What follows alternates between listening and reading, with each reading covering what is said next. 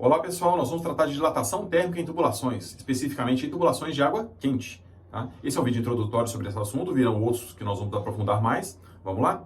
Todo material sofre com os efeitos da variação de temperatura. Ele está sujeito à dilatação térmica, seja uma dilatação térmica de retração ou de expansão térmica. Vou deixar aí vários materiais na tela, todos eles vão sofrer, né, os impactos da oscilação de temperatura, seja no estado líquido, gasoso, no estado sólido.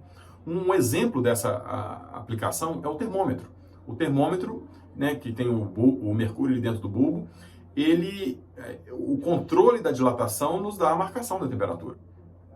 A dilatação térmica ela vai acontecer de forma radial, de forma linear e de forma volumétrica. Para o caso de tubulações, que nós vamos estudar nesse vídeo, a dilatação radial, né, a tubulação sofre a variação radial, que seria um aumento do diâmetro no caso de um aumento de temperatura. Só que isso é desprezível, tá? Esse aumento de diâmetro é desprezível, embora ele ocorra, frente à dilatação térmica linear da tubulação. Eu mencionei uma aplicação prática dos efeitos da dilatação térmica nas nossas vidas, o mercúrio, mas ela também pode ter consequências desastrosas se a gente não tiver controle e não dar a devida atenção aos efeitos dessa variação de temperatura. Por exemplo, nos trilhos de um trem, numa fachada, num piso. Tá? E para todas essas formas, tem como tratar. Então, de novo, aí, um piso de um trem, no interior de uma edificação, numa laje, numa ponte ou numa fachada.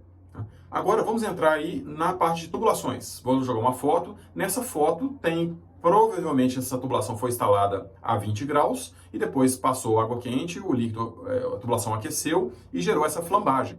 Tá? Os efeitos da dilatação térmica e tubulação precisam ser avaliados. Tá? Isso aí é uma característica de cada projeto. Por exemplo, os efeitos podem ser apenas estéticos. Tá?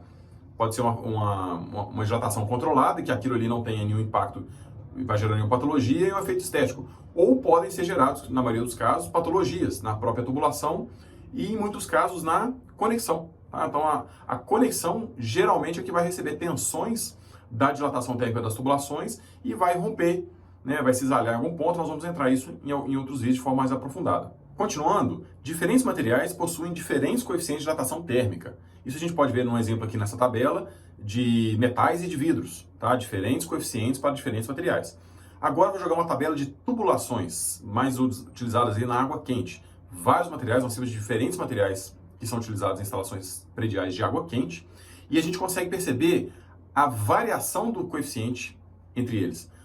Um ponto importante aí nessa tabela: termoplásticos, né, PEX, PVC, PPR e metais. Ou seja, os termoplásticos têm um coeficiente de dilatação térmica muito superior aos metais. Você pode ver aí o cobre, 1,77 vezes 10 a menos 5, e o CPVC quase 4 vezes mais. Tá? Mas entre os termoplásticos, nós também percebemos essa diferença de coeficientes. Reparem no polipropileno, PPR, 2,5 vezes maior do que o CPVC. Tá? Então, os diferentes materiais têm que ser tratados de formas diferentes. Tá? Cada situação precisa ser avaliada. Um outro comentário importante nessa tabela é a questão do PEX. Reparem aí que o PEX está entre os materiais com maior dilatação térmica linear, de coeficiente. Mas, geralmente, nós não fazemos praticamente nada para resolver essa dilatação. Isso também começa a entrar as características do material. O PEX é considerado um material flexível, tá? E também as condições onde ele é instalado, em geral, nos leva a relevar os efeitos dessa dilatação térmica, o que não quer dizer que ela não ocorra. Tá? Entrando agora um pouco na parte de cálculos, tá? Nós vamos jogar aí na tela uma fórmula e vamos conversar um pouquinho sobre ela. Como que eu calculo então essa dilatação térmica? Nós temos um comprimento inicial, L0, e um comprimento final, L, esse comprimento final, após a tubulação sofrer os efeitos dessa dilatação térmica. Então, por exemplo, eu tenho um trecho de tubulação aí instalado a 20 graus, né, a temperatura ambiente. E depois que essa tubulação, por exemplo, chegar em 70 graus, eu tenho uma variação de temperatura e essa tubulação passa a ter um novo comprimento final.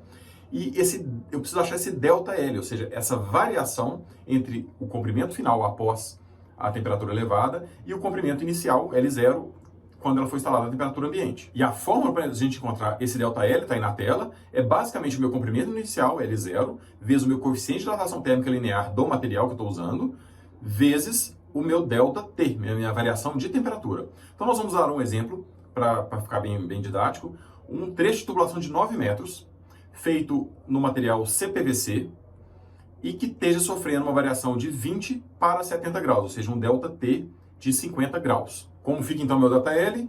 Para isso nós vamos voltar na tabela anterior e achar o coeficiente de dilatação térmica linear do CPVC, que é 6,12 × 10⁻⁵. Nós vamos usar 0,0612 milímetros por metro, tá? E vamos jogar esses valores na fórmula. Então vai ficar aí 9 metros, né, meu comprimento inicial, vezes 0,0612, vezes os 50 graus, vai dar 27,4 milímetros. Ou seja, tá, o meu trecho de 9 metros de CPVC, que está variando 50 graus, ele vai ter quase 3 centímetros de variação de comprimento. Tá? Pessoal, por hoje é só. Esse é o nosso primeiro vídeo sobre dilatação térmica. Nós vamos ter outros vídeos e nos vemos em breve. Muito obrigado por assistir e até mais.